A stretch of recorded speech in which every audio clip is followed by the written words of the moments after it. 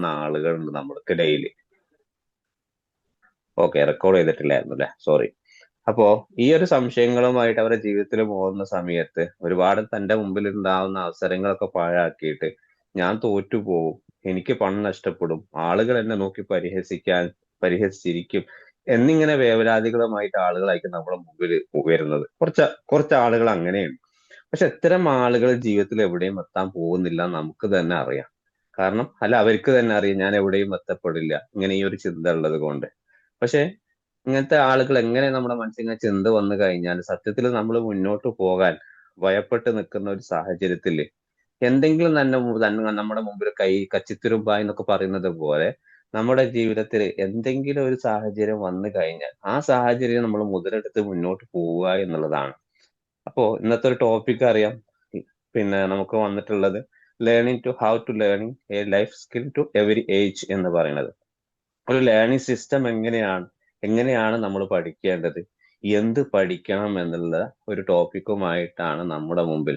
ഞാനിപ്പോ തുടക്കത്തിൽ പറഞ്ഞിട്ടുള്ള ആ സാഹചര്യവുമായിട്ട് കണക്ട് ചെയ്ത് ചിലപ്പോൾ ആയിരിക്കാം, ചിലപ്പോൾ ടോപ്പിക്ക് ചിലപ്പോൾ റിലേറ്റഡ് മറ്റേതെങ്കിലും പോകാൻ സാധ്യതയുണ്ട്.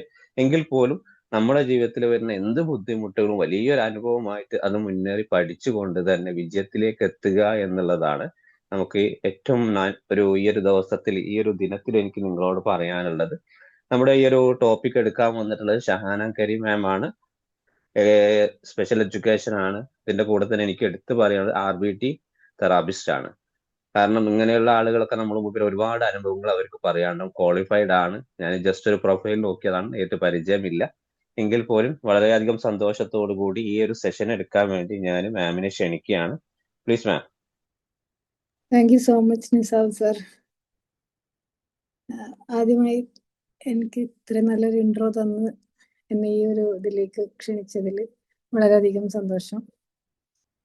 ഞാനിന്ന് എടുക്കാൻ പോകുന്നത് ലേണിംഗ് ഹൗ ടു ലേൺ എന്ന ടോപ്പിക്കിനെ കുറിച്ചാണ്. നമ്മളെല്ലാവരും പഠിക്കുന്നുണ്ട്, പഠിച്ചു വന്നവരുമാണ്. പക്ഷെ അതെങ്ങനെ പഠിക്കണമെന്ന് അറിഞ്ഞ് പഠിച്ചവരല്ലല്ലോ. നമ്മളിങ്ങനെ പരീക്ഷ വരുന്നു, അതിനു വേണ്ടിയിട്ട് പ്രിപ്പയർ ചെയ്യുന്നു, വീണ്ടും വീണ്ടും വായിക്കുന്നു, എങ്ങനെയൊക്കെയോ ഓർത്തെടുക്കുന്നു, പരീക്ഷ എഴുതുന്നു. എന്താണ് ഈ തലയിൽ നടക്കുന്നതെന്ന് അറിഞ്ഞ് പഠിച്ചവരല്ല. ഇപ്പൊ കുറച്ച് കാലമായിട്ട് ഇപ്പൊ സൈക്കോളജി റിലേറ്റഡ് ഫീൽഡിലേക്ക് വന്നപ്പോഴാണ് എന്താണ് ഈ ബ്രെയിൻ എന്നും അതിലെന്താണ് ഈ നടക്കുന്നതെന്നും ഒക്കെ നമ്മൾ മനസ്സിലാക്കുന്നത്. നമ്മൾ അറിയാതെ നമ്മൾ അങ്ങനെ റിപ്പീറ്റ് ചെയ്ത് പഠിച്ചുകൊണ്ട് നമുക്ക് ആ എക്സാം ഒക്കെ പാസ്സായിട്ട് പോരാൻ പറ്റി. പക്ഷെ അത് മനസ്സിലാക്കി പഠിക്കുകയായിരുന്നെങ്കിൽ ഇനിയും കുറച്ചും കൂടിയും ഇൻട്രസ്റ്റിംഗ് ആയിരുന്നു. അത് പഠിക്കുന്നത് നമുക്കതൊരു ബുദ്ധിമുട്ടായിട്ടാണ് ഇത്രയും നാള് നമ്മൾ പഠിച്ചിരുന്നോ, ഇനി എക്സാം ആണ് അങ്ങനെ. അത് ആ ഒരു പ്രോസസ്സ് മനസ്സിലാക്കി കഴിഞ്ഞാൽ ഭയങ്കര ഇൻട്രസ്റ്റിംഗ് ആയിട്ട് തോന്നും. അതായത് പഠിക്കാൻ ബുദ്ധിമുട്ടുള്ള കാര്യങ്ങൾ ഡെയിലി കുറേശ്ശെ പഠിച്ചിട്ട് അപ്പൊ നമ്മൾ മനസ്സിലാക്കണം, ഓക്കെ ബ്രെയിനിൽ എന്തോ സംഭവിക്കുന്നുണ്ടെന്ന്.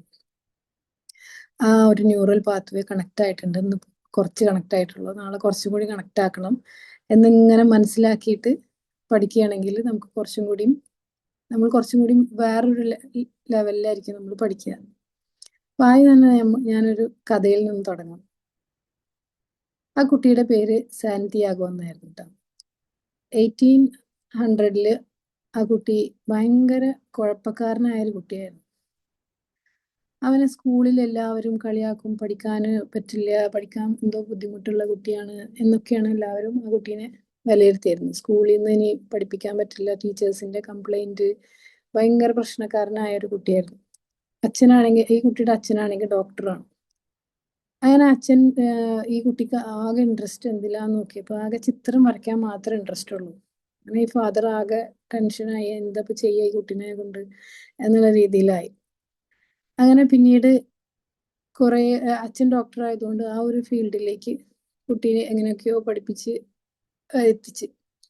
അപ്പൊ അങ്ങനെ അവിടെ എത്തിയപ്പോഴാണ് ഈ കുട്ടിക്ക് ബ്രെയിനിനെ കുറിച്ചും ഒക്കെ. അപ്പൊ അവൻ വരക്കാൻ കഴിവുള്ളതുകൊണ്ട് ഈ ബ്രെയിൻ സെൽസിനെ മൈക്രോസ്കോപ്പിൽ കണ്ടിട്ട് അത് വരക്കാൻ തുടങ്ങി. ഇത് വരച്ചിട്ടാണ് അവൻ പഠിച്ചിരുന്നത്. അങ്ങനെയാണ് അവൻ ബ്രെയിൻ എന്ന് പറയുന്നത് ഒരു ഒറ്റക്കെട്ടല്ലാന്നും അതിനകത്ത് ഒരു ലക്ഷക്കണക്കിന് ന്യൂറോൺസ് ഉണ്ടെന്നും അവ പരസ്പരം സംസാരിക്കുന്നുണ്ടെന്നും അത് കണക്റ്റഡ് ആവുന്നുണ്ടെന്നും ഒക്കെ കൂടുതൽ അറിഞ്ഞത്. പിന്നീട് നോബൽ പ്രൈസ് വിന്നറായിട്ട് കിട്ടി. അപ്പൊ ഇത്രയും അതാണ് നമ്മുടെ father of neuroscience Santiago Ramon y Cajal എന്ന് പറഞ്ഞ സയന്റിസ്റ്റ്. അയാള് നോബൽ പ്രൈസ് വിന്നറാണ്. ന്യൂറോ സയൻസിന്റെ പിതാവാണ്. അപ്പൊ എന്താ അവിടെ നടന്നത്? അപ്പൊ ഈ കുട്ടിക്ക് ചെറുപ്പത്തിൽ അപ്പൊ ന്യൂറോൺസ് ഉണ്ടായിരുന്നില്ലേ? എന്തായിരുന്നു എന്തായിരുന്നു അവന്റെ പ്രശ്നം? അപ്പൊ ചെറുപ്പത്തിൽ അത് അതിനെക്കുറിച്ച് മനസ്സിലാക്കിയിട്ടില്ല. എങ്ങനെയൊക്കെയോ ഒരു രീതിയിൽ ജീവിച്ചിങ്ങനെ പോയി. അപ്പൊ ഫാദറിനാണെങ്കിലും ഇവനാണല്ലോ ന്യൂറോ സയൻസിന്റെ പിതാവ്. ഫാദറിനപ്പോ ബിലീവ് ചെയ്തിരുന്നത് ബ്രെയിൻ ഒരൊറ്റ ഫ്ലഷിന്റെ ഒരു കഷ്ണമാണെന്നുള്ള രീതിയിലാണ് അവരന്ന് പഠിച്ചിരുന്നത്. ഇവൻ ആണത് മകനാണത് കണ്ടുപിടിച്ചത്. അപ്പം എന്താണ് ഇയാൾ കണ്ടുപിടിച്ചത്? ഇയാൾ കണ്ടുപിടിച്ചത് ന്യൂറോ പ്ലാസ്റ്റിസിറ്റി, അതായത് ഒരുപാട് ന്യൂറോൺസ് നമ്മുടെ ബ്രെയിനിലുണ്ടെന്നും അത് കണക്റ്റഡ് ആയിട്ട്, അതായത് ഒരു 10 ന്യൂറോൺ കണക്ട് ചെയ്താൽ ഒരു മുടിയുടെ അത്ര ആവുള്ളൂ.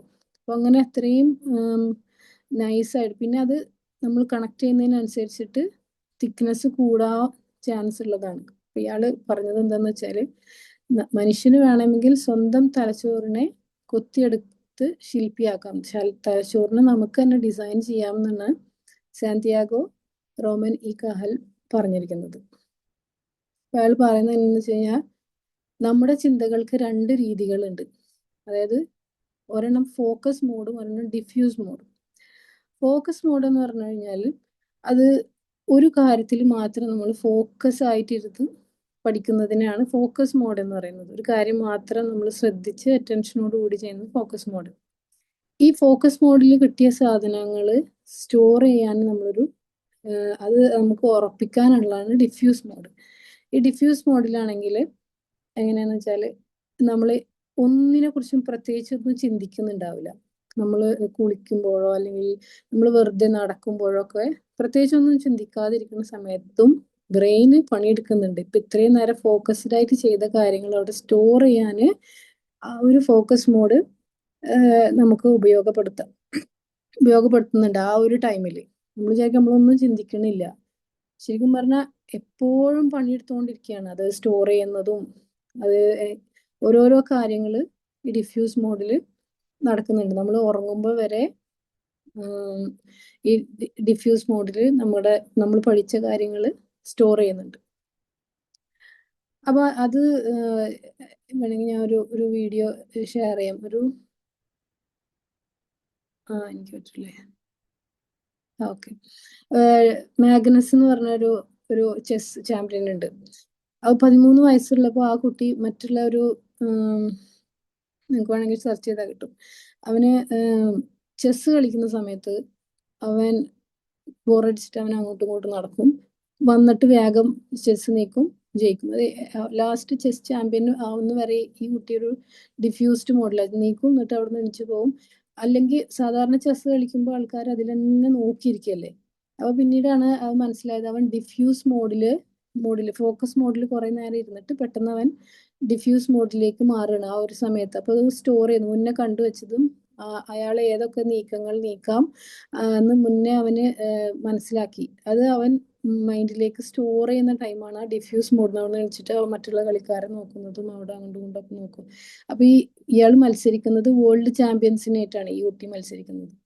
എന്നിട്ട് അതെന്ത് നീക്കും വരും, അങ്ങനെ ജയിക്കും. അങ്ങനെയാണ് ആ കുട്ടി ആ ഡിഫ്യൂസ് മോഡ് വളരെയധികം യൂസ്ഫുൾ ആക്കിയിരുന്നു ഈ ചെസ് കളിക്കുന്ന സമയത്ത്. അപ്പൊ അത് തന്നെയാണ് നമ്മൾ ഈ പോമോഡോറോ ടെക്നിക്കിനെ കുറിച്ചിട്ട് എല്ലാവർക്കും അറിയണ്ടാവുമല്ലോ. നമ്മൾ 25 മിനിറ്റ് പഠിക്കുക, അത് കഴിഞ്ഞ് 5 മിനിറ്റ് ബ്രേക്ക് എടുക്കുക. അപ്പൊ ഈ 5 മിനിറ്റ് ബ്രേക്ക് എടുക്കുന്നത് ശരിക്കും റിവാർഡിങ്ങും ആണ്. അതേസമയം അതൊരു ഡിഫ്യൂസ് മോഡിലേക്ക് പോവുകയാണ് നമ്മൾ. ഈ 25 മിനിറ്റ് ഫോക്കസ് ആയിട്ട് പഠിച്ച സാധനങ്ങൾ സ്റ്റോർ ചെയ്യാനുള്ള ഒരു ടൈമും കൂടിയാണ് ആ ഒരു 5 മിനിറ്റ് ഡിഫ്യൂസ് മോഡിൽ. നമ്മൾ വേറെ എന്തെങ്കിലും ബ്രേക്ക് എടുത്തിട്ട് ഇഷ്ടമുള്ള കാര്യങ്ങൾ അപ്പൊ അന്നേരം നമ്മൾ വിചാരിക്കും അതാണ് അത്. പക്ഷെ ഒരു ഫോക്കസ്ഡ് ആയിട്ടുള്ള ഒരു വർക്ക് ആയിരിക്കില്ല. ചിലപ്പോൾ അങ്ങോട്ടും ഇങ്ങോട്ടും നടക്കുന്നതായിരിക്കും, ഒരു വെള്ളം കുടിക്കുന്നതായിരിക്കും. അന്നേരം ആയിരിക്കും ഈ പഠിച്ച കാര്യങ്ങൾ ന്യൂറോൺസിൽ സ്റ്റോർ ചെയ്യുന്നത്.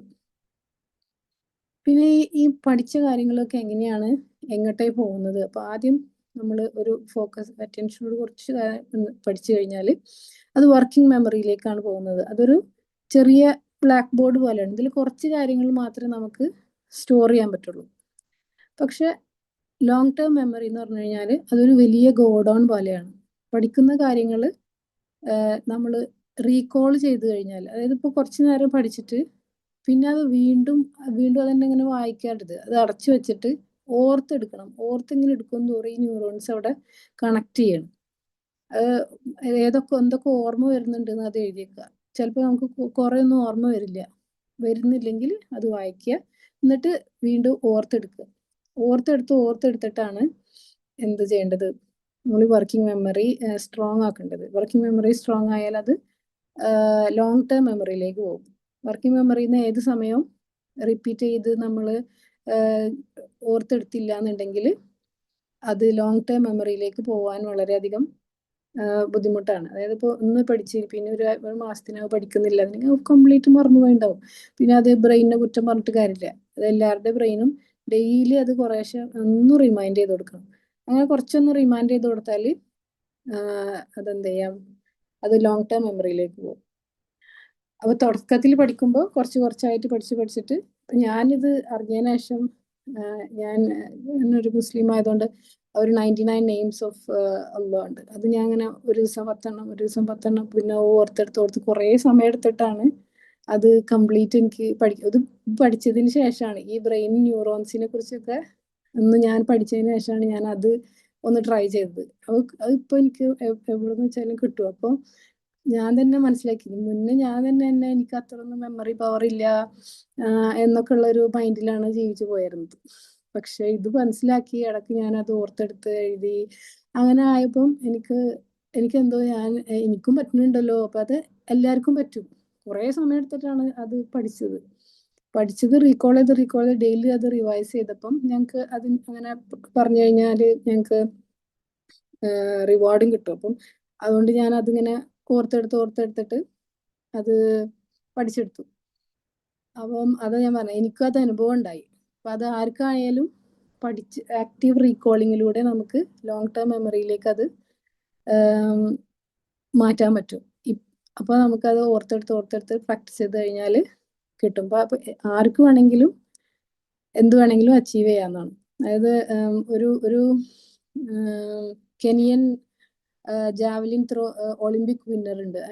കെനിയന്നാണ്. അയാളൊരു കുഗ്രാമത്തിൽ നിന്ന് വരുന്നതാണ്. അവിടെ ഒരു കോച്ചില്ല, ഒന്നുമില്ല. ഇയാൾ എന്ത് ചെയ്തെന്ന് വെച്ചാൽ ഇയാൾക്ക് ജാവലിൻ ത്രോ ഭയങ്കര ഇഷ്ടമാണ്. അതിന് വേണ്ട സാധനങ്ങളില്ല, ഒന്നുമില്ല.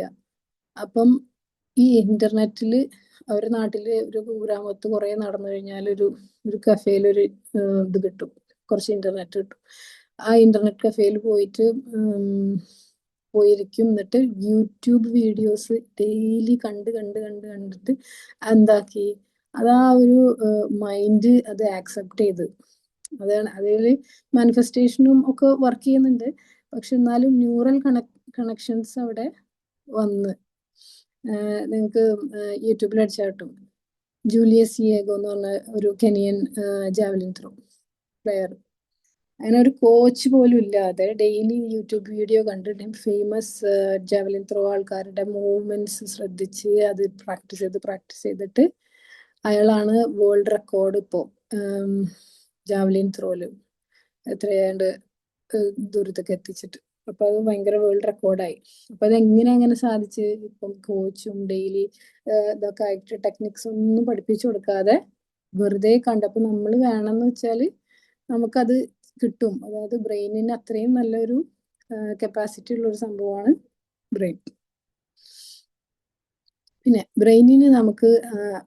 ബ്രെയിനിന്റെ ആരോഗ്യം നിലനിർത്താൻ ഉറക്കം ഭയങ്കര ഇമ്പോർട്ടൻ്റ് ആയിട്ടുള്ള സംഭവമാണ്. ഉറക്കത്തിന്റെ സമയത്തും എന്താണ് ബ്രെയിനിലെ ഈ പഠിച്ച കാര്യങ്ങൾ സ്ട്രോങ് ആക്കാൻ വേണ്ടി ന്യൂറൽ കണക്ഷൻസും അതിൻ്റെ അകത്ത് ആ ഒരു ടെൻട്രിക്കിൾസും ഒക്കെ ഇമ്പ്രൂവ് ആകുന്നുണ്ട്. പഠിക്കുന്ന സമയത്ത് സ്കാൻ ചെയ്തപ്പോൾ അതിനകത്ത് ചില പാത്വേസ് കണക്ട് ആയിട്ടില്ല. പക്ഷെ ഉറങ്ങി കഴിഞ്ഞതിന് ശേഷം സ്കാൻ ചെയ്തപ്പം അതിനകത്ത് പാത്വേസ് സ്ട്രോങ് ആവുന്നുണ്ട്. അപ്പൊ അതിനെ മനസ്സിലാക്കുന്നതെന്ന് വെച്ചാൽ ഉറക്കം ഒരു തരം ഫ്യൂവലാണ് ബ്രെയിനിന്. നമ്മൾ ഉറക്കത്തിൽ നമ്മൾ പഠിച്ച കാര്യങ്ങൾ സ്ട്രോങ് ആക്കാൻ നമ്മളെ ഹെൽപ്പ് ചെയ്യുന്നുണ്ട്. പിന്നെ ഭക്ഷണവും വ്യായാമവും അതും വളരെയധികം ഇമ്പോർട്ടൻ്റ് ആണ്. ഹിപ്പോ ക്യാമ്പസിൽ എന്താണ് അതിന് വേണ്ട ഓരോ ദിവസവും പുതിയ ന്യൂറോൺസ് പ്രൊഡ്യൂസ് ചെയ്യുന്നുണ്ട് നമ്മുടെ ഹിപ്പോ ക്യാമ്പസിൽ. അപ്പം അത് വ്യായാമത്തിലൂടെയും ശരിയായ ഭക്ഷണ രീതി യിലൂടെയും നമുക്കത് ഇൻക്രീസ് ചെയ്യാനൊക്കെ ആയിട്ട് സാധിക്കും. പിന്നെ നമ്മൾ ഉപയോഗിക്കുന്ന പോലെ ഇരിക്കും നമ്മുടെ ബ്രെയിൻ്റെ വളർച്ച. പിന്നെ വീഡിയോ ഗെയിമുകൾ എന്ന് പറഞ്ഞത് മൊത്തത്തിൽ നമ്മളിപ്പം ഗെയിം തെറ്റാണ് അങ്ങനെ, പക്ഷെ ചില ഗെയിമുകൾ നമുക്ക് സ്റ്റിമുലേഷൻസ് ബ്രെയിനിൽ വരുത്തുന്നുണ്ട്. നമുക്കതൊരു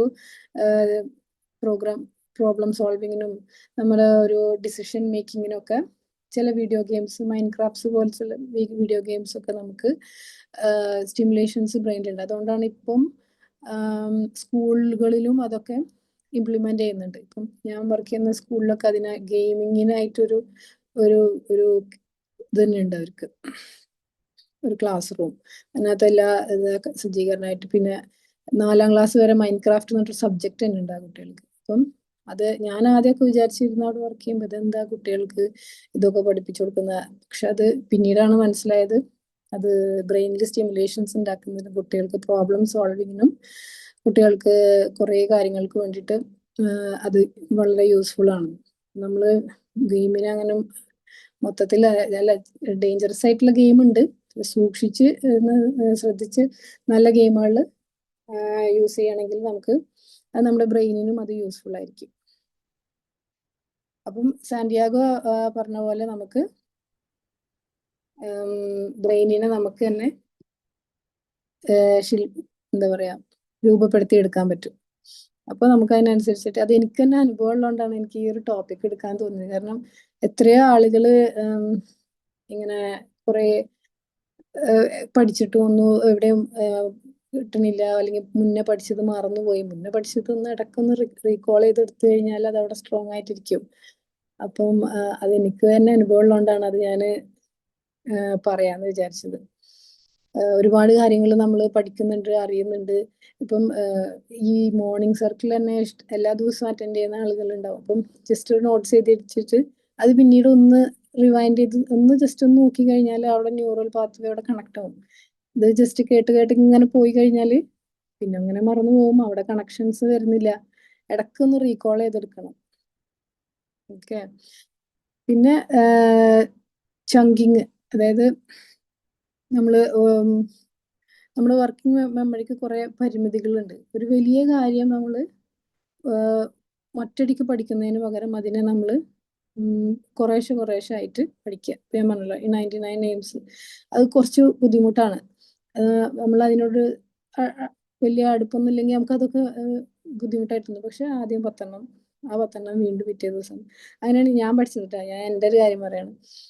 അങ്ങനെ ചിലപ്പോൾ 10എണ്ണം ഒരാഴ്ച തന്നെ എടുത്തുണ്ടാവും അതിന് പാത്വേ ക്ലിയർ ആവാൻ. അങ്ങനെ അങ്ങനെ കുറേശ്ശെ കുറേശ്ശെ ചങ്കിങ് ചെയ്തിട്ട് പഠിക്കാം. അല്ല ഒറ്റ ദിവസം തന്നെ ഈ 99 നെയിംസ് പഠിക്കാൻ നിന്ന് കഴിഞ്ഞാൽ നമുക്കൊന്നും പറ്റില്ല. കുറേശ്ശെ കുറേശ്ശെ ആയിട്ട് പഠിക്കണം. അത് തന്നെയാണ് സ്പേസ്ഡ് റിപ്പിറ്റേഷൻ. ആദ്യം നമ്മൾ കുറച്ച് പഠിക്കുന്നു, പിന്നെ നമ്മളത് വീണ്ടും നോക്കുന്നു, ഒരാഴ്ച കഴിഞ്ഞ് വീണ്ടും നമ്മൾ അതിലേക്ക് തന്നെ പോകണം.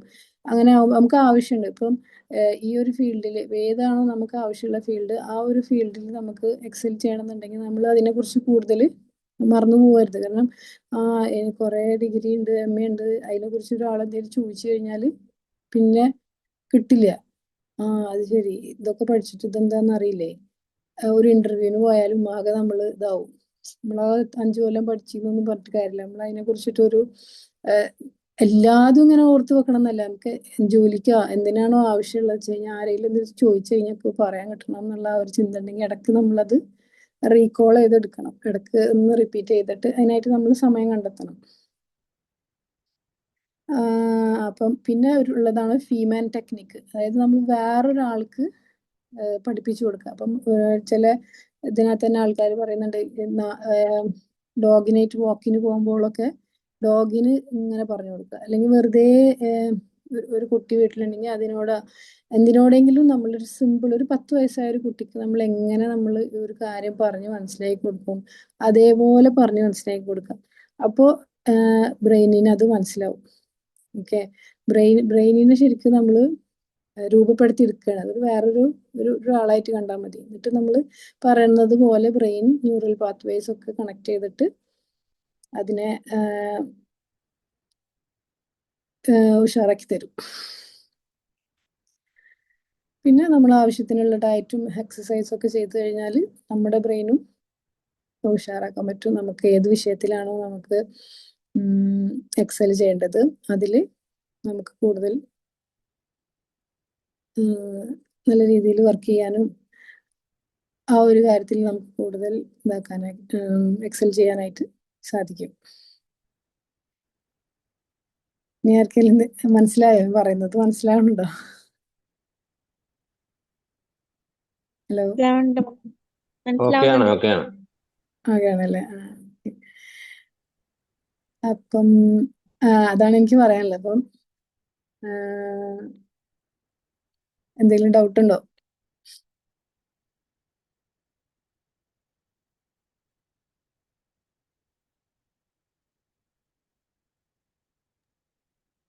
പോർഷൻ തീർന്നോ? ക്ലാസ് സെഷൻ കംപ്ലീറ്റ് ആയോ?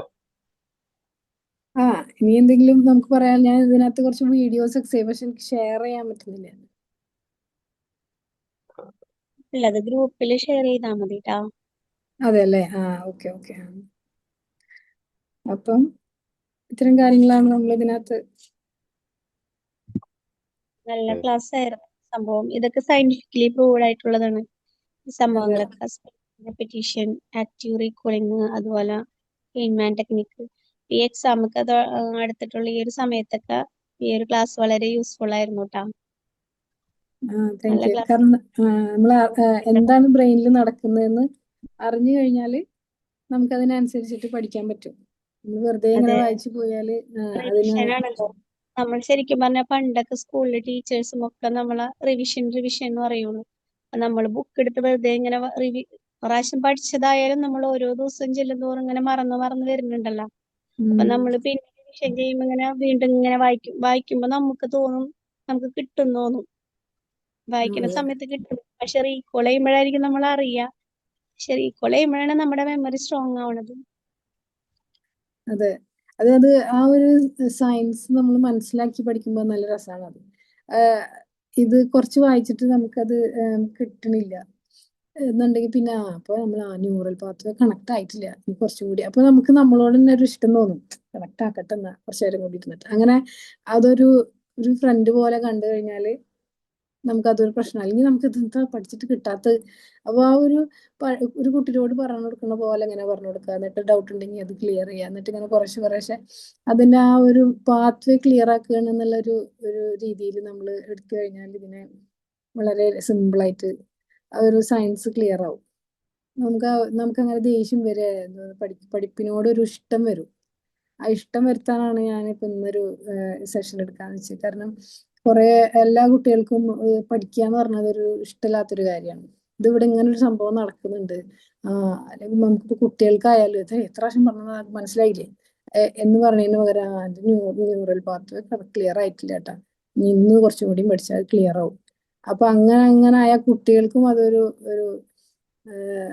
ഇൻട്രസ്റ്റ് ആയിരിക്കും. അല്ലാതെ നമ്മളും ആ ഒരു രീതിയിൽ എടുത്താൽ മതി. കുട്ടിക്ക് എന്താ പറഞ്ഞിട്ട് മനസ്സിലാവാത്തത്, പാത്വേ ക്ലിയർ ആയിട്ടില്ല, അത് അവിടെ ബ്രെയിനിൽ ഒരു സംഭവം നടക്കുന്നുണ്ട് എന്നുള്ള ആ ഒരു രീതിയിൽ നമ്മൾ എടുത്തു കഴിഞ്ഞാൽ അതത്ര അതൊരു രസകരമായ ഒരു സംഭവമായിട്ട് നമുക്ക് ഫീൽ ചെയ്യും. അതിനെ രസകരമാക്കാനാണ് നോക്കേണ്ടത്, അല്ലാതെ അതിനെ ഒരു ദേഷ്യത്തിലും കാണരുത്. ഏതായാലും നല്ലൊരു സെഷൻ ആയിരുന്നു ഒരു ടോപ്പിക്. കാരണം നമ്മൾ ഒരു ന്യൂറോപ്ലാസ്റ്റിറ്റി പഠിക്കുന്ന സമയത്ത് സൈക്കോളജി തന്നെ പറയുന്നുണ്ട്, നമ്മുടെ ഒരു ബ്രെയിൻ ഒരു മസിൽ പോലെയാണ്. ഉപയോഗിക്കുമ്പോൾ അത് ശക്തമാകും, ഉപയോഗിക്കാതിരുന്നാൽ എന്ത് ചെയ്യും, അതൊരു മന്ദാവസ്ഥയിൽ കൂടെ കടന്നു പോകാനുള്ള സാധ്യതകൾ കൂടുതൽ. അത് ന്യൂറൽ പാത്വേ ആണ്. ഇപ്പൊ മായം പറഞ്ഞതുപോലെ ബ്രെയിൻ എന്ത് ചെയ്യും, നമ്മൾ ഉപയോഗിക്കുന്നതനുസരിച്ച് അത് സ്ട്രോങ് ആകാനുള്ള സാധ്യതകൾ കൂടുതലാണ്.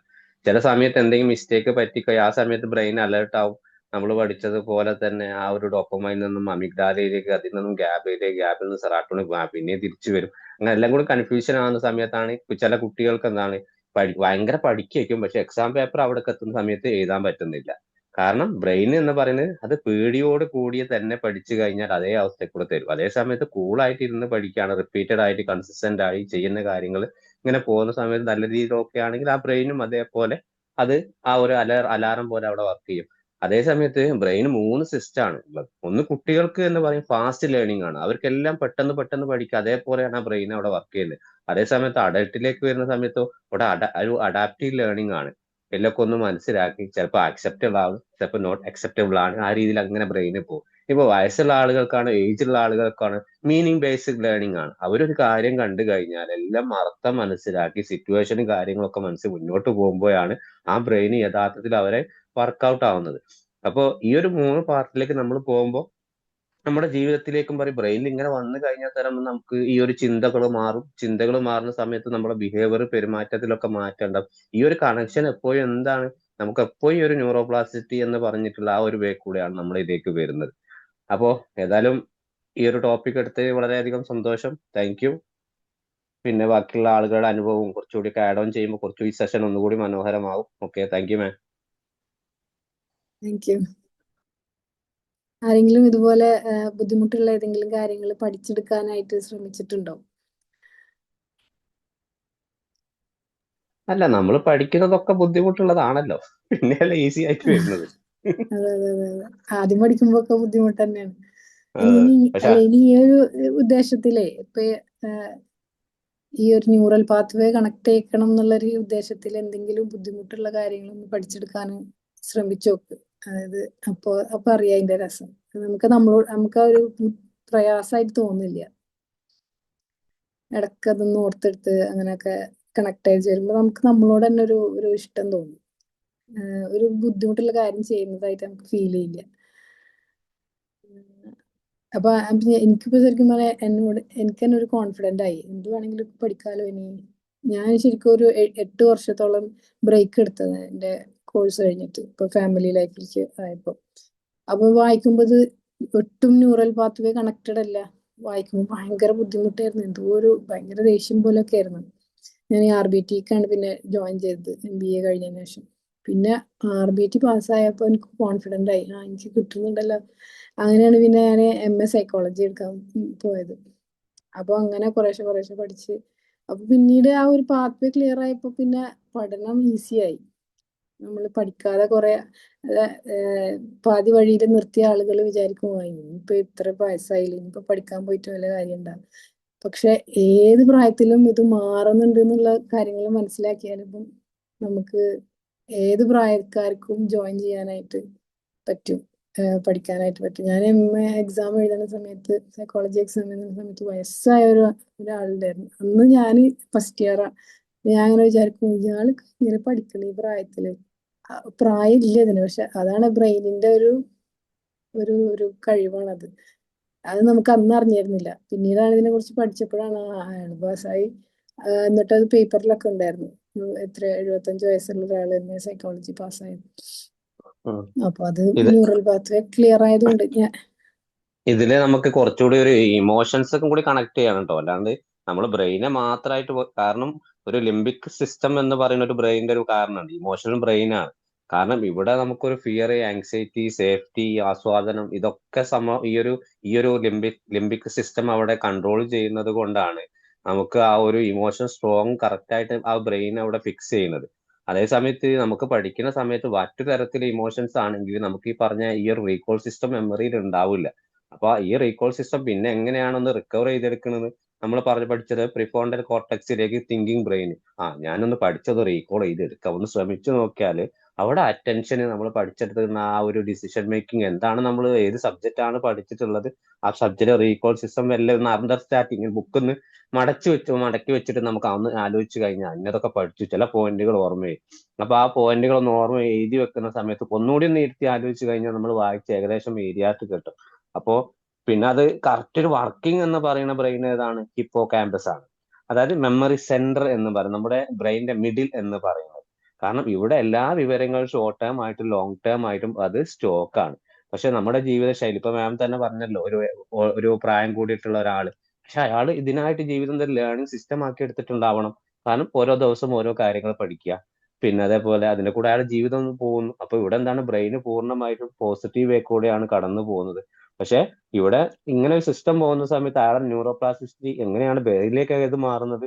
അയാൾ ഒരു ന്യൂറൽ കണക്ഷൻ ഉണ്ടാവും, അവിടെ റിപ്പീറ്റഡ് സിസ്റ്റം ഉണ്ടാവും, അതേപോലെ ഡെയിലി പ്രാക്ടീസ് ഉണ്ടാവും. ഈ ഒരു സിസ്റ്റം അങ്ങനെ അവിടെ അയാൾക്ക് എവിടെ നിന്നാണ് തുടങ്ങിയിട്ടുള്ളത്, അത് അങ്ങനെ ലൈഫിൽ അങ്ങനെ മുന്നോട്ട് കൊണ്ടുപോവാണ്. അവിടെയാണ് ഈ ഒരു ബ്രെയിൻ അങ്ങനെ കറക്റ്റ് എവിടെ ഞാൻ പറഞ്ഞു വെച്ചത്. ഈ ഇമോഷൻ സിസ്റ്റം, അതായത് നമ്മൾ പറഞ്ഞിട്ടുള്ള ആ ഇമോഷന് നമ്മൾ ഏത് രീതിയിൽ കണക്ട് ചെയ്ത് വെക്കണം ലിംബിക് സിസ്റ്റവുമായിട്ട്. അതായത് സിറ്റുവേഷൻ ഏതും ആയിക്കോട്ടെ, ആ നമുക്ക് കുട്ടിനോട് നിർബന്ധമായിട്ട് പഠിക്കാൻ പറയാണ്. കുട്ടി പറയാണ് എനിക്ക് പഠിക്കാൻ താല്പര്യമില്ല, കുട്ടി ബുക്ക് എടുത്ത് ഇങ്ങനെ നോക്കിയിരിക്കും. കാരണം അവിടെ കുട്ടിയുടെ ശ്രദ്ധിക്കേണ്ടത് എന്തുകൊണ്ട് കുട്ടിക്ക് പഠിക്കാൻ പറ്റുന്നില്ല.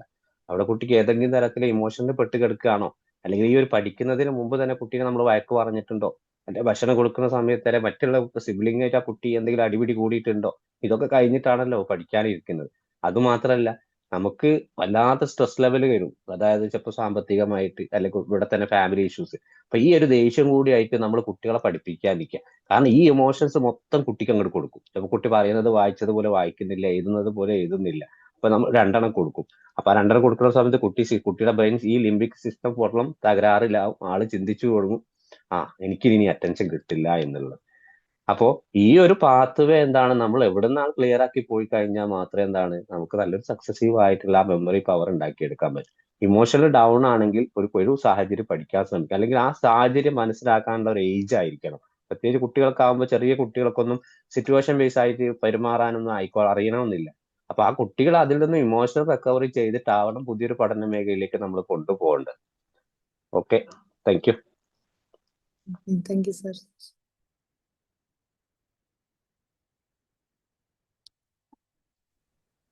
ഇതിൽ ഗുഡ് മോർണിംഗ് പങ്കെടുത്ത ഷഹന. ആർക്കെങ്കിലും ഹായ്, ഗുഡ് മോർണിംഗ് മാം. ഇപ്പൊ ഞാൻ മോർണിംഗ് സർക്കിളിലും കയറുന്നത് ലേണിംഗ് പർപ്പസിന് വേണ്ടിയിട്ട് കയറുന്നുണ്ട്. ഈ എക്സ്പേർട്സ് ഒക്കെ പറയുമ്പോ നല്ല സയന്റിഫിക് നോളജും ഒക്കെ ഉള്ളവര് കയറുമ്പോ അതിൻ്റെ ആയിട്ടുള്ള ഡിഫറൻസ് ഉണ്ട്. ഇപ്പൊ ഞാൻ സ്കൂൾ ടീച്ചിങ് ഒക്കെ ചെയ്ത ഒരാളാണ്. ഞാൻ പഠിച്ച ഒരു സമയത്തുള്ള ഒരു ഇത് ആലോചിച്ച് നോക്കുന്നുണ്ട്. എനിക്ക് എപ്പോഴും ഫീൽ ആയത് ഈ പ്രൈമറി സ്കൂൾ ലെവൽ വരെ, 5th സ്റ്റാൻഡേർഡ് വരെയാണ് എനിക്ക് അറിയുന്ന നോളജ് വെച്ചിട്ട്. നിങ്ങൾ എക്സ്പേർട്സ് ഉണ്ട് ഇവിടെ, may be I M correct, may be I M wrong. എന്താ പറഞ്ഞാൽ എന്റെ സ്കൂൾ ടീച്ചിങ് ഒക്കെ എനിക്ക് ഫീൽ ചെയ്ത് നല്ല ഒരു രീതിയായിരുന്നു എന്നുള്ളത്. ഇപ്പോഴത്തെ മെത്തേഡ് സിലബസ് കംപ്ലീറ്റ് ചെയ്യുക, മൊത്തത്തില് കുട്ടികളെ ഫുള്ള് ടെക്സ്റ്റ് വായിക്കാൻ പറയാ. ദാറ്റ് ഈസ് സ്കൂൾ ലെവലിന്റെ കാര്യം പറയണത്. വിത്ത് ഏജ് നമുക്ക് മാറ്റങ്ങൾ വരണമല്ലോ, അത് ഓട്ടോമാറ്റിക്കലി വരും. പക്ഷെ 5th സ്റ്റാൻഡേർഡ് വരെ ഉള്ള ഒരു ടീച്ചിങ് ആണ് ഈ മാതിരി ടെക്നിക്സ് ഒക്കെ യൂസ് ചെയ്യുമ്പോൾ അവർക്ക് ആ പഠിക്കാനുള്ള ഇൻട്രസ്റ്റും ഉണ്ടാവും, മെമ്മറിയിൽ റീറ്റെയിൻ ചെയ്യാൻ പറ്റും. ഇന്നും ഇപ്പൊ ഞാൻ റീറ്റെയിൻ ചെയ്യുന്നതൊക്കെ എന്റെ പ്രൈമറി സ്കൂളിൽ പഠിച്ച കാര്യങ്ങളൊക്കെയാണ്. അവിടെ എങ്ങനെയായിരുന്നു എന്നുള്ളത് ഞാൻ ആലോചിച്ച് നോക്കാറുണ്ട്. അവർ ഒരു ടെക്സ്റ്റ് ഒക്കെ കവർ ചെയ്താലും ഇപ്പോ സജ്ജന മാം ഒക്കെ പറയണ മാതിരി സഹന മാമും പറഞ്ഞു, ദാറ്റ് ഈസ് റിപ്പീറ്റേഷൻ. ഞങ്ങളുടെ സ്കൂളിലൊക്കെ ടെക്സ്റ്റ് ഫുൾ കവർ ചെയ്യണമെന്ന് നിർബന്ധം ഉണ്ടായിരുന്നില്ല. നല്ല രീതിയിൽ ഉള്ള പോർഷൻ നല്ല രീതിയിൽ എടുത്തു തരുമായിരുന്നു. പിന്നെ നമ്മള് കുറെ ഈ ഡിക്റ്റേഷൻ, വേർഡ്സ് റിമെമ്പർ ചെയ്യാനായിട്ട് ഡിക്റ്റേഷൻ ഉണ്ടായിരുന്നു. എക്സാം വരുമ്പോ നമ്മൾ ഫുൾ ടെക്സ്റ്റിൽ തന്നെ വേർഡ്സ് തരും പറയുമ്പോൾ കുട്ടികൾ ഏറ്റവും കൂടുതൽ ഒരു ക്ലാസ്സിൽ ഒരു ആവറേജ് കുട്ടികളായിരിക്കും കൂടുതൽ.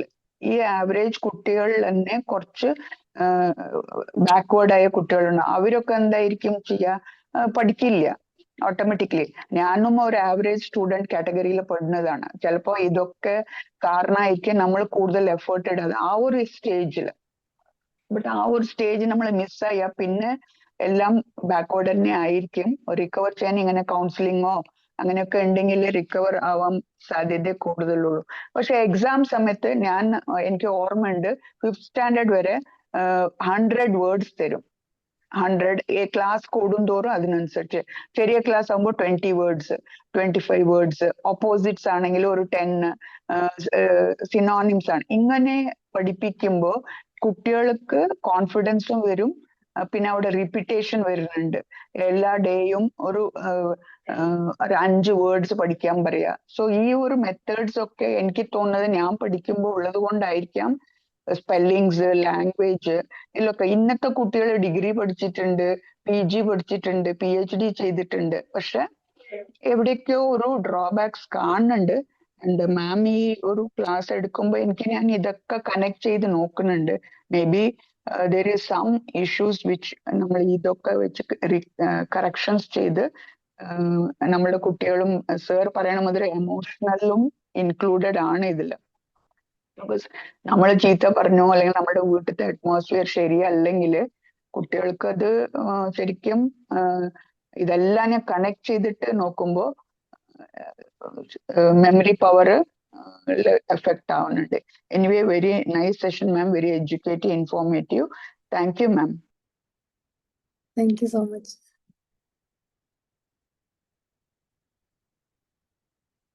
ഇതൊരു ഇന്ററാക്റ്റീവ് സെഷൻ ആക്കാൻ വേണ്ടി ഞാൻ കുറച്ചെടുത്തത്. ഇതിപ്പം എല്ലാവർക്കും പലരുടെ അനുഭവങ്ങൾ ഷെയർ ചെയ്ത് കഴിഞ്ഞാൽ കുറച്ചും കൂടി ആൾക്കാർക്ക് മനസ്സിലാവുമല്ലോ. അപ്പം എല്ലാവർക്കും ഷെയർ ചെയ്യാം വേറെ അനുഭവങ്ങൾ ഉണ്ടെങ്കിൽ. ഞാനിപ്പം ഈ ജൂലിയസ് ഇയേക്കോടെ പോലെ ഞാനും ഒരു സ്കില്ല് യൂട്യൂബ് വഴി പഠിച്ചിട്ടുണ്ട്, ക്രോഷ്യ എന്ന് പറഞ്ഞിട്ട്. എന്നിട്ട് ആ കൊറോണ ടൈമിൽ ഞാൻ കുറേശ്ശെ എനിക്ക് ഒട്ടും അറിയാത്തൊരു സംഭവമായിരുന്നു. അങ്ങനൊരു ആർട്ടിനെ കുറിച്ച് അറിവേ ഉണ്ടായിരുന്നില്ല. പക്ഷെ ആ ഒരു ടൈമിൽ ഡെയിലി ഇതിങ്ങനെ ഓരോന്ന് ചെയ്തിട്ട് ഞാൻ പിന്നെ ഒരു സ്മോൾ ബിസിനസ് സ്റ്റാർട്ട് ചെയ്ത് ഇവിടെ അബുദാബിയിൽ. ആൾക്കാർ ഇപ്പോഴും ഓർഡർ ചെയ്യും എന്തെങ്കിലും ഒക്കെ ബാഗ്സ് ആയിട്ടും ബാസ്ക്കറ്റ്സ് ആയിട്ടൊക്കെ. നമ്മൾക്ക് എന്ത് സ്കില്ല് വേണമെങ്കിലും ഡെയിലി നമ്മളത് റിപ്പീറ്റ് ചെയ്ത് കഴിഞ്ഞാൽ, അന്ന് ഞാൻ ഇപ്പം ഇതിങ്ങനെ ഇതറിഞ്ഞിട്ട് പഠിച്ചതൊന്നുമല്ല, പക്ഷെ ഈ ഒരു സ്കില്ല് എങ്ങനെ ന്യൂറൽ പാത്വേനെ കുറിച്ച് അറിഞ്ഞിട്ട് പഠിച്ചതൊന്നുമില്ല. എനിക്കത് പഠിച്ചെടുക്കണം എന്നുള്ള ഒരു അതിയായ ആഗ്രഹം എനിക്ക് ഉണ്ടായിരുന്നു. അങ്ങനെ ഓരോ പ്രാവശ്യം ഓരോന്ന് ചെയ്തിട്ട് അതൊരു ക്രിയേഷൻ ആവുമ്പം നമുക്കൊരു ഒരു ഒരു ഡോപ്പമിൻ ഹിറ്റ് കിട്ടുമല്ലോ. ഞാൻ ക്രിയേറ്റ് ചെയ്തൊരു സംഭവമാണ് അത് പോസ്റ്റ് ചെയ്യുമ്പോഴും ഒക്കെ. അങ്ങനെ അപ്പം നമ്മൾ ഏതൊരു കാര്യം പഠിക്കാനും ഇപ്പം ഇന്റർനെറ്റ് മതി, വേറെ എവിടെയും കോഴ്സിന് പോവുക ഒന്നും വേണ്ട. അപ്പോൾ കാലിഗ്രാഫി എന്തെങ്കിലും നമുക്ക് പഠിക്കണമെങ്കിൽ ടൈലറിങ് കുറേശ്ശെ പഠിച്ചാൽ മതി. ഡെയിലി ഇങ്ങനെ പഠിച്ചിട്ട് അതിൽ നമുക്ക് ഒരു 1% ഇമ്പ്രൂവ്മെന്റ് ഉണ്ടായാൽ മതി. അത് നമുക്കപ്പം ഒരു വർഷം ആകുമ്പോൾ അതൊരു 39% ഇമ്പ്രൂവ്മെന്റ് നമുക്ക് ആ ഒരു സ്കില്ലിൽ കൊടുക്കാൻ പറ്റും. അപ്പം ഓരോ പുതിയ കാര്യങ്ങൾ പഠിക്കുമ്പോൾ നമുക്ക് തന്നെ നമ്മളോട് ഒരു ഇഷ്ടം തോന്നും. നമ്മുടെ ലൈഫ് കുറച്ചും കൂടിയും മീനിങ് ഫുൾ ആൻഡ് പർപ്പസ്ഫുൾ ആവുന്നതായിട്ട് നമുക്ക് ഫീൽ ചെയ്യും. 1% കൊടുത്താൽ മതി ഒരു അതെ, ദിവസം. മാം പറയുന്ന റെഡിയാണ്. എനിക്കൊരു എക്സ്പീരിയൻസ്. ഞാനൊരു മെഡിക്കൽ കോഡിംഗ് എന്ന് പറഞ്ഞ കോഴ്സ് ഉണ്ട്, അത് ചെയ്തവർക്കറിയാം. അപ്പൊ ഏകദേശം അതിന്റെ പുസ്തകങ്ങൾ തന്നെ, ഒരു പുസ്തകം തന്നെ എനിക്ക് 7-8 കിലോ തന്നെ വരും. പിന്നെ അതുപോലത്തെ 8-9 പുസ്തകങ്ങളുണ്ട്. അപ്പോ നമ്മൾ അതിൽ ബോഡിന്റെ പൂർണ്ണമായിട്ട് അനാറ്റമിയാണ് അതിൽ പഠിക്കുന്നത്. നമ്മുടെ ശരീരത്തെ ഏത് നെർവ് സിസ്റ്റം, അതൊരു കോഡിംഗ് സിസ്റ്റം ആയിട്ടാണ്, ഓരോ ഡിജിറ്റൽ നമ്പർ ആയിട്ടും ഈ ഒരു ഡിജിറ്റൽ വേർഡും ഒക്കെ ആയിട്ട്. അപ്പോൾ ഞാൻ എന്ത് ചെയ്യും, ഡെയിലി പറഞ്ഞതുപോലെ തന്നെ ഒരു പേജ് എടുക്കാം. നമുക്ക് ലൈവ് സെഷൻ ഉണ്ടാവും, ക്ലാസ്സുകൾ ഉണ്ടാവും. കാരണം അവർ ക്ലാസ്സിൽ എടുക്കുന്നത് ചിലപ്പോൾ നമുക്ക് ആ മാം എടുക്കുന്നത് ഒന്നും മനസ്സിലാവില്ല. കാരണം അത്രയും ടഫ് ഇതിൽ കൂടെ അവർക്ക് പോർഷൻ തീർക്കാന്നുള്ളതാണ്, മുമ്പിലുള്ള ആളുകൾ എന്തോ ചെയ്തോ എന്നുള്ള ഈ ഒരു പാറ്റേണിൽ. അപ്പൊ ഞാനത് അൽസലാമ ഹോസ്പിറ്റലിൽ ഞാൻ രണ്ടാമത് ചെയ്തു. കാരണം ഈ ഒരു ഡീപ്പായിട്ട് കുറച്ചുകൂടി ഒന്ന് മനസ്സിലാക്കാൻ വേണ്ടി മലപ്പുറത്തുള്ള അൽസലാമ ഹോസ്പിറ്റലിൽ രണ്ടാമത് ഈ കോഴ്സ് ചെയ്തു. അപ്പൊ അവര് ഈ പറഞ്ഞതുപോലെ 1 മണിക്കൂർ നമുക്ക് സെഷൻ ആണെങ്കിൽ 20 സെഷൻ മാത്രം ഒരു പോർഷൻ എന്നുള്ള രീതിയിൽ, ബാക്കി 40 മിനിറ്റ് നമുക്കൊരു പ്രാക്ടിക്കൽ പഠിച്ചത് റീകോൾ ചെയ്യിപ്പിക്കുക. കാരണം ഓരോ കോഡ് ഇപ്പോൾ നമ്മളെ മുമ്പിൽ ഒരു അസുഖം വന്നു കഴിഞ്ഞാൽ, അല്ലെങ്കിൽ ഇന്ന അസുഖമായിട്ട് നമ്മുടെ മുമ്പിൽ വന്നു കഴിഞ്ഞാൽ അയാൾക്ക് ഈ ഒരു കാർഡ് നമ്മൾ കഴിയും. ആ കാർഡ് അവർ അതിലൊരു കോഡ് സിസ്റ്റമായി, ആ കോഡ് മനസ്സിലാക്കി ഇയാൾക്ക് ഇന്ന ബോഡിയിൽ ഇന്ന പ്രശ്നമാണ്, അല്ലെങ്കിൽ മെന്റൽ ഇൽനെസ് ഇന്നതാണ് എന്ന് നമുക്ക് മനസ്സിലാക്കണം. അപ്പോൾ ഇത് നിരന്തരമായിട്ടൊരു പ്രാക്ടീസ് ചെയ്താൽ മാത്രമേ, ഞാനിപ്പോ എഴുതി കാരണം പഴയത് പോലും നമുക്ക് ചിലപ്പോൾ ഇന്ന് എഴുതുന്ന ചിലപ്പോൾ നാളെ ഓർമ്മ ഉണ്ടാവില്ല. അതേപോലെ നമ്മൾ ഈ എഴുതിയ തന്നെ റിപ്പീറ്റഡ് ആയിട്ട് ഇങ്ങനെ മറിച്ച് നോക്കിയാൽ മാത്രമേ, പ്രത്യേകിച്ച് ഇങ്ങനത്തെ ടഫ് വേർഡുകളും കോഡ് നമ്പറുകളും. അപ്പോൾ ആ രീതിയിൽ നമ്മൾ ഇങ്ങനെ മുന്നോട്ട് പോകുന്ന സമയത്ത് ചിലപ്പോൾ ഈ പറഞ്ഞ പോലെ പ്രാക്ടീസ് നമുക്ക് ഇല്ലെങ്കിൽ എന്തും നമുക്ക് മറന്നു പോകുന്നുള്ളതാണ്. ചെയ്തത് വീണ്ടും വീണ്ടും റിപ്പീറ്റ് ചെയ്ത് കൊടുക്കുക എന്നുള്ളതാണ്.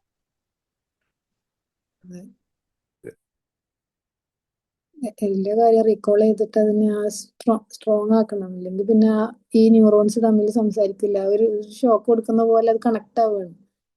അത് പിന്നെ വിട്ടുപോയാല് പിന്നെ അതാണ് ഓർത്തെടുക്കാൻ പറ്റില്ല.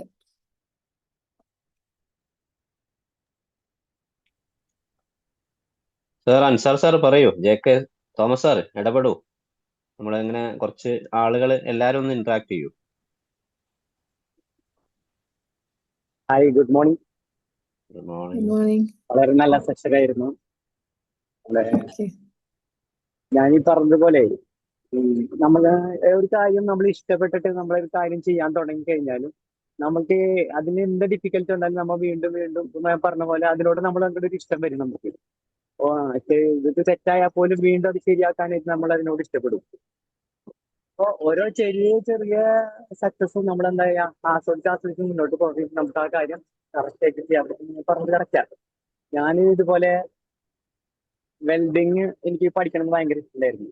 വെറുതെ വീട്ടിലിരുന്നിട്ട് നമ്മ കൊറോണ ടൈമിൽ തന്നെയാണ് ഇത് കൂടുതലും ഓരോ ആളുകളും ഓരോ സാധനങ്ങൾ ഉണ്ടാക്കാൻ കൂടുതലും പഠിച്ചത്.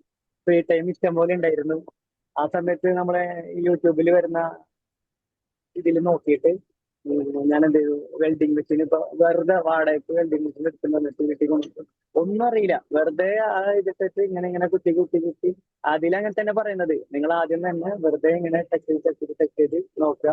അപ്പൊ നിങ്ങൾക്ക് മനസ്സിലാവും അത് എവിടെയാണ് കണക്ഷൻ കറക്റ്റ്, എത്ര മുട്ടിക്കുമ്പോൾ കറക്റ്റ് കിട്ടുന്നുള്ളതൊക്കെ.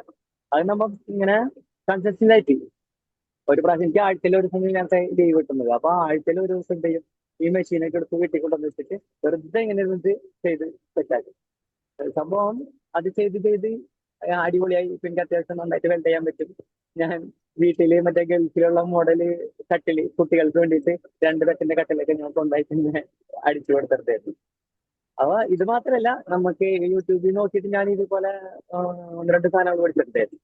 അലുമിനിയം ഫാബ്രിക്കേഷന്, അതുപോലെ തന്നെ സൈഡ് ഡോറൊക്കെ വേണ്ട വിൻഡോയുടെ ഒക്കെ സൈഡ് സ്ലൈഡ് ഡോർ, അതൊക്കെ ചെയ്യാനൊക്കെ ഞാൻ യൂട്യൂബിൽ നോക്കി തന്നെ പഠിച്ച് അത് കറക്റ്റ് ആയിട്ട് എന്റെ വീടിൽ തന്നെ ഞാൻ പണിത് വെച്ചിട്ടുണ്ടായിരുന്നു. ചെറിയ ചെറിയ മിസ്റ്റേക്കുകൾ ഉണ്ട്, പ്രൊഫഷണൽസ് ചെയ്യുന്ന അതേപോലെ ഒന്നല്ല, എന്നാലും ഞാൻ എന്നെ കൊണ്ടാവുന്ന ഇതിൽ നമുക്ക് അത്ര മതിയല്ലോ, നമ്മളുടെ സാറ്റിസ്ഫാക്ഷൻ ആണല്ലോ ലൈഫ്. അപ്പൊ അതുപോലെ എന്തായാലും ഞാൻ പറഞ്ഞതെല്ലാം കറക്റ്റ് ആണ്. നല്ല സെഷൻ ആയിരുന്നു. പിന്നെ ഒരു കാര്യം പറയാനുള്ളത്, മാമിന്റെ ക്ലാസ് എടുക്കുന്ന സമയത്ത് എല്ലാം കറക്റ്റ് ആയിട്ട് അടിപൊളിയായിട്ടുണ്ട്. വീഡിയോ ഒന്ന് വരാത്തതിന്റെ ചെറിയൊരു ഇത്. പിന്നെ ഉള്ളത് മാമിന്റെ പ്രൊഫൈൽ പിക്ചർ നമ്മള് പണ്ടൊരു ആപ്ലിക്കേഷൻ ഉണ്ടായിരുന്നു ടോം കാറ്റിന്റെ. പ്രൊഫൈലൊന്നും ആ ഒരു കാർട്ടൂൺ പ്രൊഫൈൽ പിക്ചറാണ് ഇരിക്കുന്നത്. അപ്പൊ നമ്മൾ നോക്കുമ്പോ അതിൽ നിന്നൊരു സംസാരം വരുന്ന പോലത്തെ ഒരു ഫീലാണ് ഉണ്ടായിരുന്നു. എന്തായാലും അടിപൊളി സെഷൻ ആയിരുന്നു. Anyway, thank U. പിന്നെ നിസാം സാറ്, ഒരുപാട് നിസാം സാർ നമുക്ക് ഒരു വലിയൊരു ഗുണം തന്നെയാണ് നമ്മുടെ മോർണിംഗ് സർക്കിളിൽ. ഒരു മുതൽക്കൂട്ടിനൊക്കെ തന്നെ വേണം പറയാനായിട്ട്. ഏതൊരു കാര്യത്തിന്റെയും സയന്റിഫിക് വശങ്ങൾ കൃത്യമായിട്ട് പറഞ്ഞുതരാൻ ഒരാൾ നമ്മുടെ ഗ്രൂപ്പിലുള്ളത് വളരെ നല്ലതാണ്. എന്തായാലും thank you sir. Thank you. Thank U. Ansar sir അത് പറഞ്ഞതില് ഞാൻ ആദ്യം ഓണാക്കാൻ വേണ്ടി നിന്നതാ. അപ്പൊ ആരും ഇതിൽ ഓണാക്കി കണ്ടില്ല. പിന്നെ ഇവിടെ UAE-ലാണ് ഞാൻ. അപ്പം 4 AM ആണ് ഇവിടെ ക്ലാസ് സ്റ്റാർട്ട് ചെയ്തപ്പം. അപ്പൊ ഞാൻ ഇത് കേൾക്കാറേ ഉള്ളൂ, റെക്കോർഡിങ് കേൾക്കാറേ ഉള്ളൂ. ഞാൻ വിചാരിച്ചിരുന്ന ആരും ഓണാക്കുന്നുണ്ടാവില്ലായിരിക്കും. അതെ, ഞാനും അതേ ടാസ്ക് ആയിട്ടായിരിക്കണം. ഇവിടെ ഞാനും UAE തന്നെയാണ്. അന്നപ്പോ എല്ലാ ദിവസവും ഞാൻ വരുന്നുണ്ട് അലാറം വെച്ചിട്ടോ. ഇപ്പൊ ഡ്യൂട്ടിയിലാണെങ്കിൽ ഡ്യൂട്ടിയിൽ കുഴപ്പമൊന്നുമില്ല.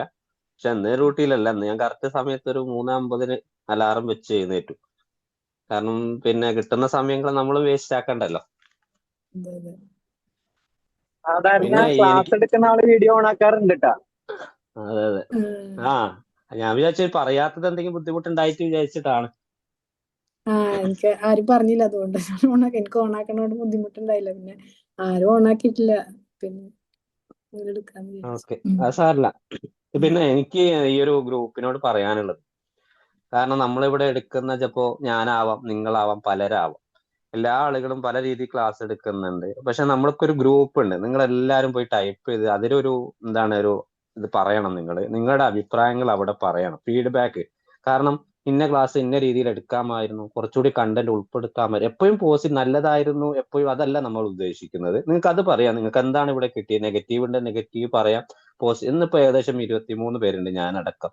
എല്ലാവരും അത് ഗ്രൂപ്പിലൊന്ന് പറഞ്ഞിട്ടുണ്ടെങ്കിൽ എടുത്ത ട്രെയിനർക്ക് തനിക്ക് എന്തെങ്കിലും മിസ്റ്റേക്കുകൾ മൈന്യൂട്ടായിട്ട് ശ്രദ്ധിക്കപ്പെടാത്ത എന്തെങ്കിലും ഉണ്ടെങ്കിലോ, അല്ലെങ്കിൽ പറയാതെ പോയിട്ടുണ്ടെങ്കിൽ കാര്യങ്ങളൊക്കെ അതൊന്ന് ഓർത്തെടുത്ത് പിന്നെ അടുത്ത സെഷന് വരുന്ന ആൾക്ക് ചിലപ്പോൾ ഒന്നുകൂടി ക്ലിയർ ആക്കി കൊണ്ടുവരാൻ പറ്റും.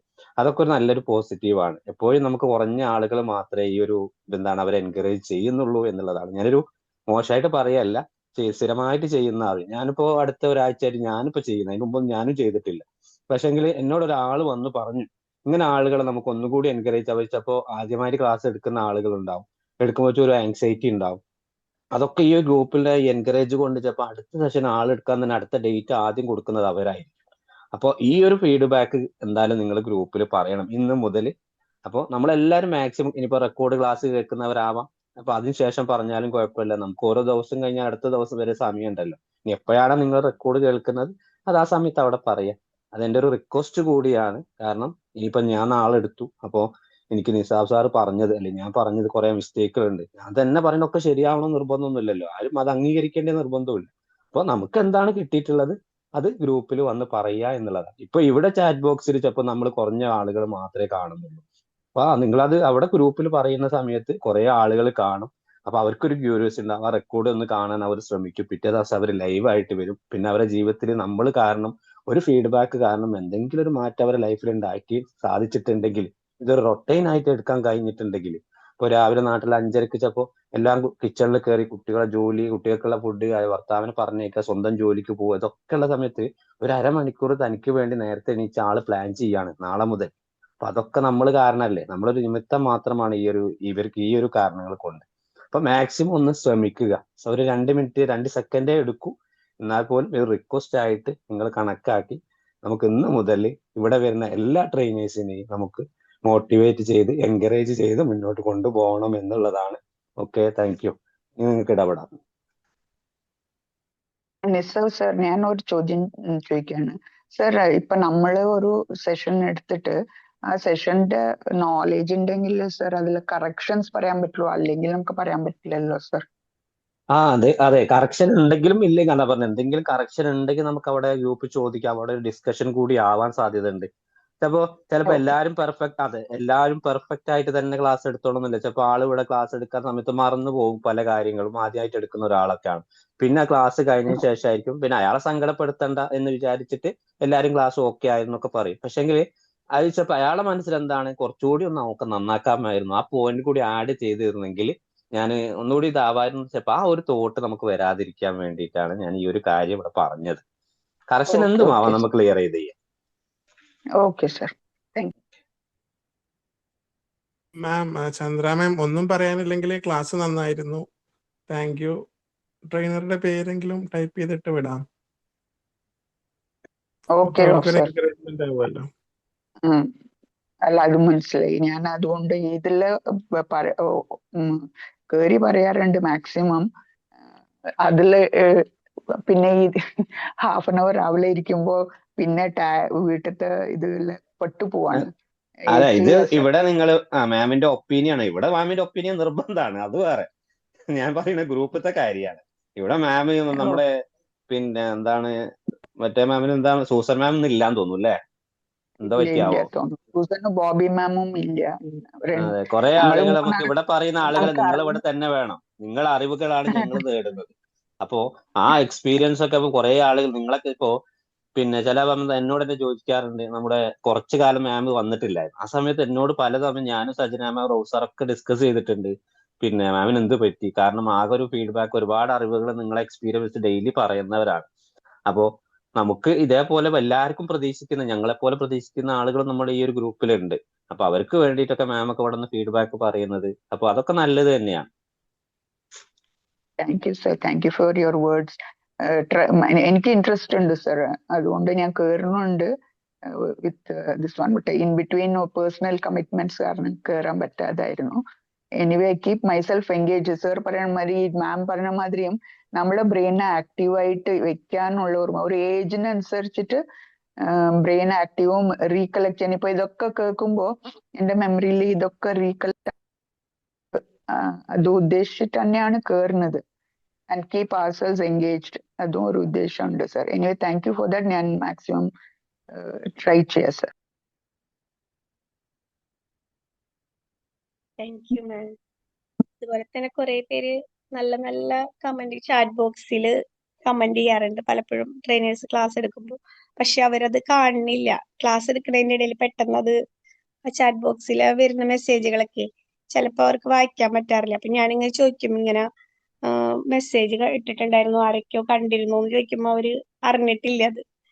അപ്പോ അത് നമ്മളിപ്പോ നിസാദ് സാറ് പറഞ്ഞ പോലെ തന്നെ മോർണിംഗ് സർക്കിളിന്റെ ആ ഒരു ഇതില് ഇടണമെങ്കിൽ പിന്നെ അത് കാണാനും പറ്റും, അങ്ങനത്തെ പ്രശ്നം ഉണ്ടാവില്ല. അതെ, എന്തെങ്കിലും ഡൗട്ടൊക്കെ ചോദിച്ചതാണെങ്കിൽ പിന്നെ ആ ഗ്രൂപ്പ് ഷെയർ കൊടുത്താൽ മതിയല്ലോ. അവിടെ ഒരു ഡിസ്കഷൻ ആവും കുറഞ്ഞ സമയം. അതിനും കൂടിയിട്ടാണ് അവിടെ ഫീഡ്ബാക്ക് ഇടാൻ പറയുന്നത്.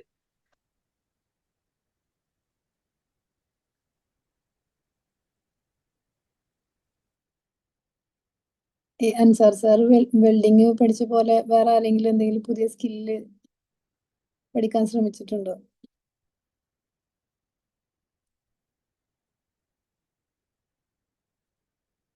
യൂട്യൂബ് വെച്ചിട്ടാ അല്ലെങ്കിൽ വേറെ ഏതെങ്കിലുമൊക്കെ ഷെയർ ചെയ്തോ? ഞാനിപ്പോ തുടങ്ങിയപ്പോ എല്ലാരും ഭയങ്കര ഫ്രണ്ട്ലി ആയിട്ടാ എനിക്ക് ഫീൽ ചെയ്തത്. ഇനി ഉണ്ടല്ലോ ആളുകൾ, ഇതിൽ 21 ആൾക്കാരുണ്ട്. എന്തായാലും എന്തെങ്കിലും അനുഭവം ലൈഫിൽ ഇല്ലാതിരിക്കില്ലല്ലോ.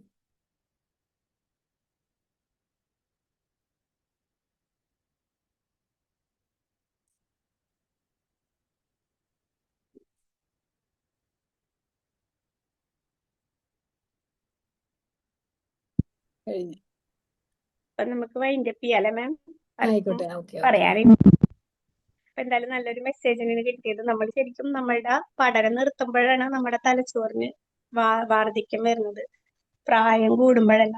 അതേപോലെ തന്നെ നമ്മളുടെ മസിലുകൾക്കൊക്കെ വ്യായാമം കൊടുക്കണ പോലെ തന്നെ തലച്ചോറിന് അത് കൊടുത്തിട്ടില്ലെങ്കിൽ അത് ചുരുങ്ങി പോവുകയും ചെയ്യും. അപ്പൊ എപ്പോഴും നമ്മൾ പുതിയ കാര്യങ്ങളൊക്കെ പഠിച്ചുകൊണ്ടിരിക്കുക, പഠിക്കാനായിട്ട് ശ്രമിക്കുക, റീകോൾ ചെയ്യാനായിട്ട് ശ്രമിക്കുക. അപ്പോഴാണ് മെമ്മറി ആയിട്ട് ബന്ധപ്പെട്ടുള്ള പ്രശ്നങ്ങൾക്കൊക്കെ നല്ല സൊല്യൂഷനാണ് നമ്മളിങ്ങനെ പഠിച്ചുകൊണ്ടിരിക്കുന്നതും റീകോൾ ചെയ്യുന്നതൊക്കെ. Thank you ma'am. Thank U. Thank you all. Good day. Have a nice day. Bye.